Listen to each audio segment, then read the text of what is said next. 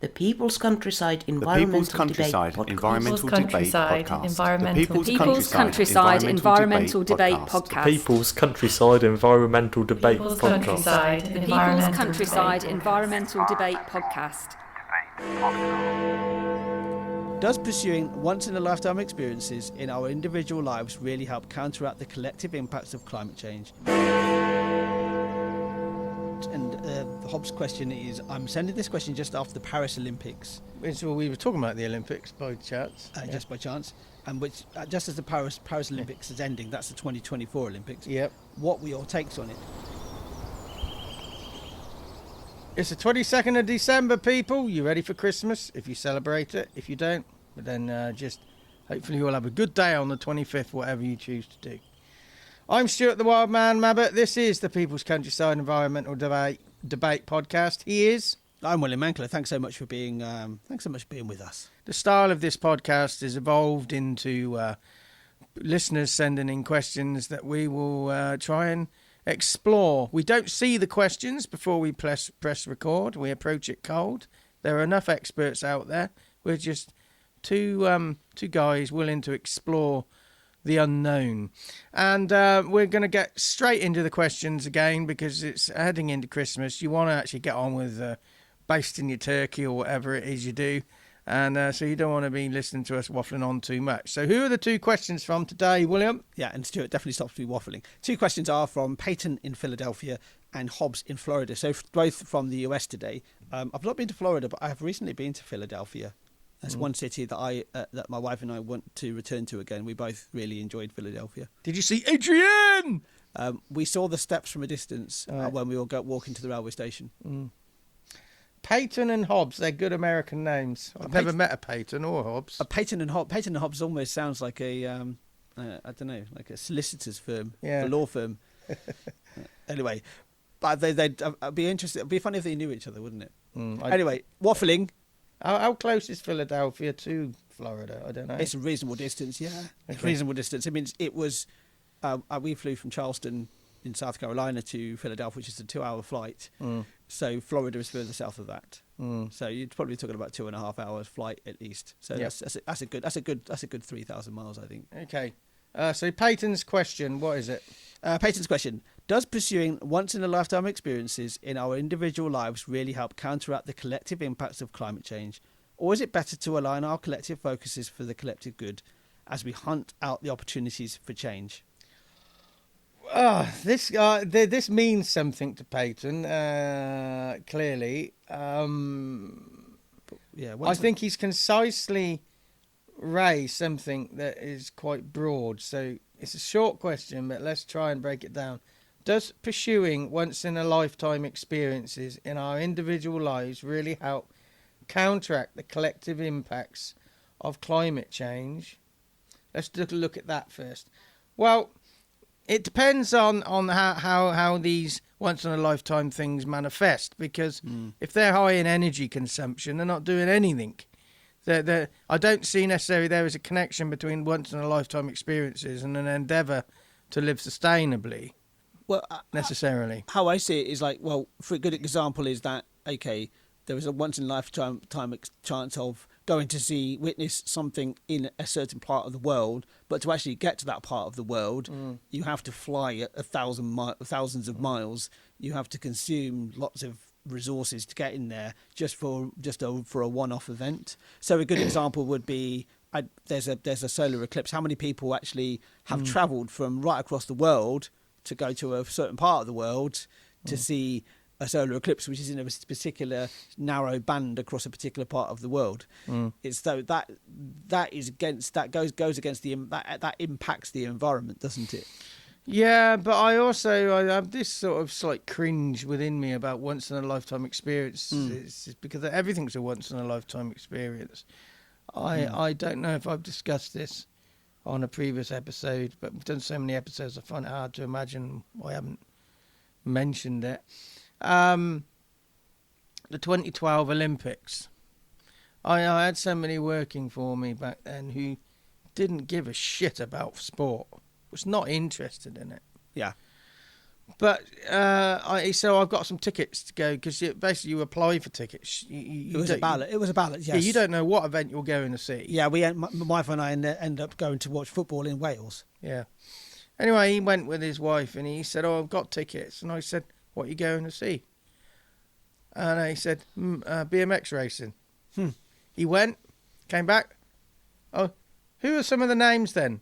Who you saw?" "I don't know." And he said, "I went, it's once in a lifetime experience." I said, "Yeah, but did you really enjoy that?" Yeah. You know, that's just buying into the marketing Yeah. of the people trying to sell the tickets. Because once in a lifetime experiences, that is almost like that it's trying to sell something that's extraordinarily exclusive. It kind of buys into a question we talked in the previous episode about this whole idea of the illusion of wealth, the delusion of wealth, as we concluded to. That once in a lifetime experiences are exclusive and only you will get this once in a lifetime experience. What I often find quite fascinating, think about weddings as a good example, and I knew somebody who sang at a lot of weddings, and she said to my wife and I, she said pretty much that everybody thinks their wedding is unique and almost like a once in a lifetime experience, but actually when you go to a lot of people's weddings, they are identical. They have followed this identical formula. Yeah, absolutely. So these once-in-a-lifetime experiences you think are once-in-a-lifetime experiences for yourself, and you think nobody else has experienced them potentially, that is a bit of an illusion. Another delusion, maybe. Yeah, and it's just people making money out of that process. Exactly. I remember when Sue and I were talking about getting married, we picked up every tradition and wanted to do the opposite. Yeah. Just imagine, every tradition, do the opposite. Oh, well, I'll buy you the cake. We're not having a cake. We're having a hot cross bun. Giant hot cross bun. Or if I had my way, a giant pasty that we could all dive into. But you can't eat all of it. No, you have to leave the little nub on there. But if it was a giant pasty, it'd be a massive nub at the end, wouldn't it? Well, you can still see you leave the same amount nub. You've got to leave a nub for the mind devil. Mind devil, yeah. Course, if anybody is around me eating a whole pasty, I just leave, no matter how important they think they are. Anyway, that's a once in a lifetime experience. I think once in a lifetime experiences are things that make you open your eyes, and they're aha experiences. And can't be contrived. I think also that once in a lifetime experiences actually are something that you're not even aware that you go into that they are. You know, I talk often with my friends about reconnecting with a really good friend of mine in America. When we first met up again after 20 years of not seeing each other, first time we're meeting at the airport, that was a once in a lifetime experience of actually like, oh my God, I can't believe we haven't seen each other for such a long time, and it actually feels like we've not seen each other in that we have seen each other. You know, it hasn't been 20 years, so that is a once in a lifetime experience. But looking at this, our once in a lifetime experiences, do they really help counteract the collective impacts of climate change? I don't see the connection there at all, really. I think there's momentary awareness, aha experiences will help our collective experience. Or is it better to align our collective focus on collective good? Well, absolutely, yeah, I can't say any more than that. As we hunt out opportunities for change, is it better to align our collective focuses for collective good as we hunt out collective change? But there are also people who don't fit nice niches, and that they can make a big contribution as well. So they're almost talking about collective activity here. It's almost like saying our collective focuses. No, I don't think our collective focuses should be forced to be narrower. But they're almost talking about collective activity being good. So like if we all consumed less, for example. Yeah, maybe in our different ways. But it's almost like we need to be looking at the collective good, not the collective focus. As we hunt out opportunities for change. And I always say some opportunities aren't even opportunities. Some of them are distractions in disguise. So once in a lifetime experiences, regardless of environmental sustainability, I just think, well, who's telling you this is a once in a lifetime experience? Very often it's the marketeers. Well, the next question is from Hobbs in Florida. Yeah. And the Hobbs question is, I'm sending this question just after the Paris Olympics. So we were talking about the Olympics by chance. Just by chance. And which, just as the Paris Olympics is ending, that's the 2024 Olympics. Yep. What were your takes on it? Now, you're talking about this sort of like once in a lifetime opportunity. You know, that you just told the story about the person you worked for you in 2012. Yeah, that I'm sure a lot of people saw going to the Olympics as a once in a lifetime opportunity, but it happens every 4 years. Yeah. So I'm not totally sure how that can be once in a lifetime opportunity. But what were our takes on it? I don't have a television. I was extraordinarily unaware of it. I'm actually the only Olympics I was ever really aware of was the London Olympics, because everything was pretty much in my time zone. That's one thing. Yeah. And I enjoyed. And also, Great Britain did well in it, you know. So it was. They on did the well news. this time as well. I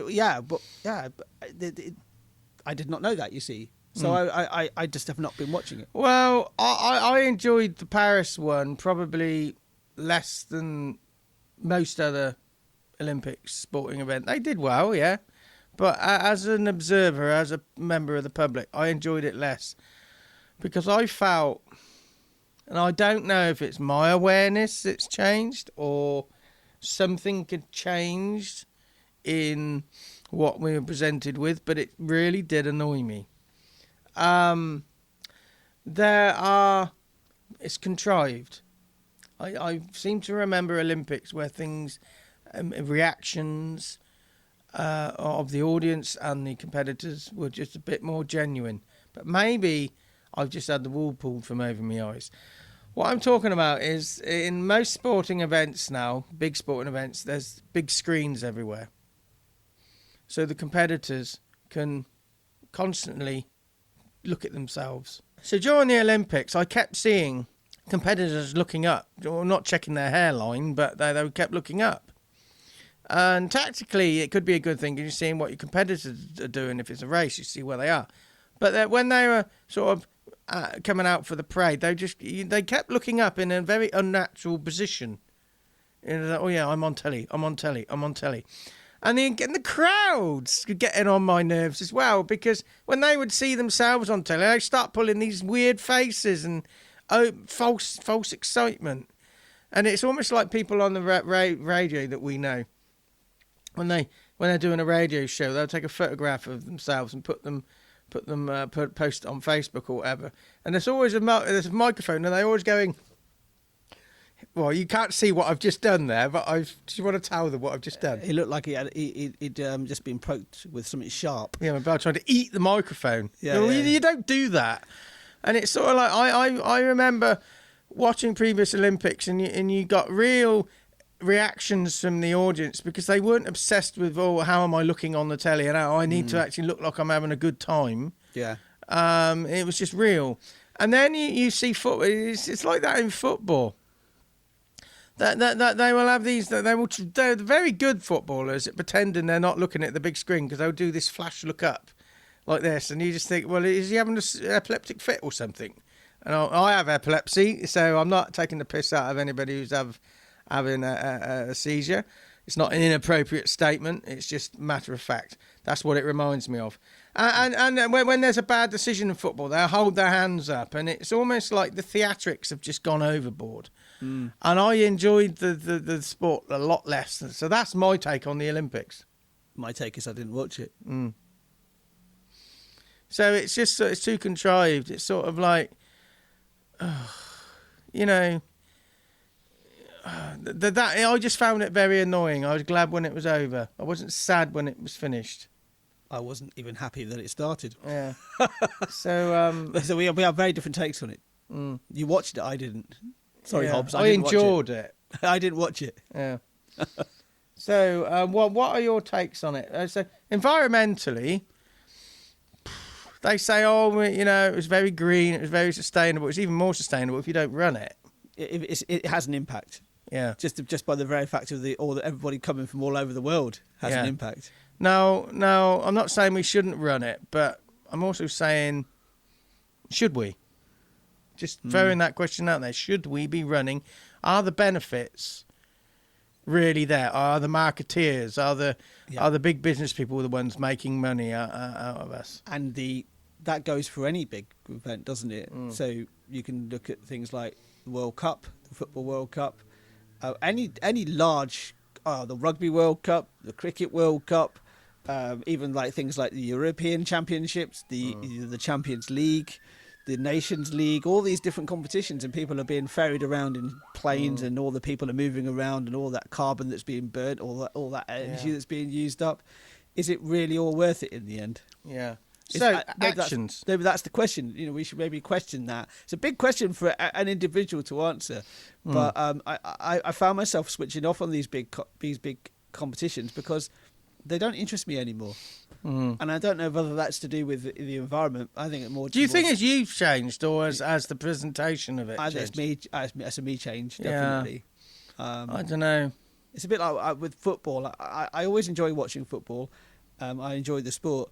But ever since my mum died, the football was a huge connection with her. So it's kind of like I've lost my interest in it in a bit. And I think that's the same with a lot of sport actually as well. I've just lost my interest in it, and not having a television on all the time. We don't have a license, a TV license here in the UK. It's the thing you can get. A lot of Olympics are done via, I think it's BBC mostly. I think Channel 4 do the Paralympics, and we can't watch live television. We can't watch pre-recorded television on BBC because we don't have a license. That was our choice. That was our decision because we didn't want television in our lives. And that's the reason why we didn't watch it. Yeah. My action is for both those questions. Payton, once in a lifetime experiences and big events, which is what Hobbs is talking about. Just question, what's the motives behind them? Who's behind those motives? How are your reactions being generated? Are they your own reactions, or are they being generated by a need to conform? Oh, I'm on the television, I better look like I'm having a good time. Yeah. Well, actually, I enjoyed watching people in old crowds where they were having a good time because they just weren't aware of being on camera. They were just doing their thing. They had smiles and they were together talking to the people next to them, having a laugh. When they're just like big clowns when the camera comes on them. Yeah, and what I was also finding amusing with the members of the audience, members of the crowd, is you can see they're looking at the screen. They're staring at the screen and waving at the screen. It's like no, you're supposed to look at the camera.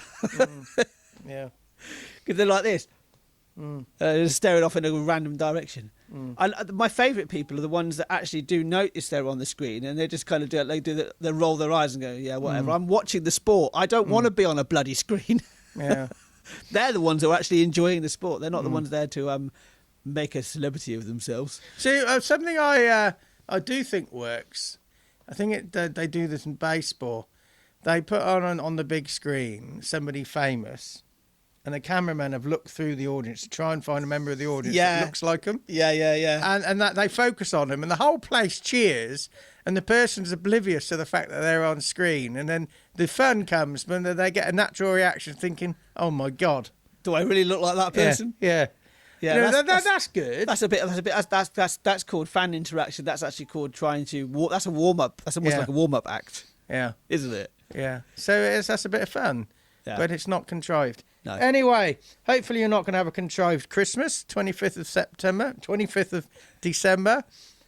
If you're going to be on your own, just stop by. We've got plenty of material for you to listen to. We're going to have a Christmas message for you, I think about 10 o'clock a.m. UK time. And then we'll be back on the 29th of December and be back on New Year's Day for a very short New Year's message. So do you want to have a quick readout of the names of the people going to be asking us questions and the countries they're from in the next few? So for the 29th, we have Anne in Turlock, California. And then we have the son in Dushan, I think. Dushan. Okay, Dushan. And have you got any idea how you pronounce that? Lahinch. In Ireland. Yep. And then the first questions in the new year are coming from Chiselhampton and Whitfield. And that's from Simon and Ashton, who have both sent us questions before.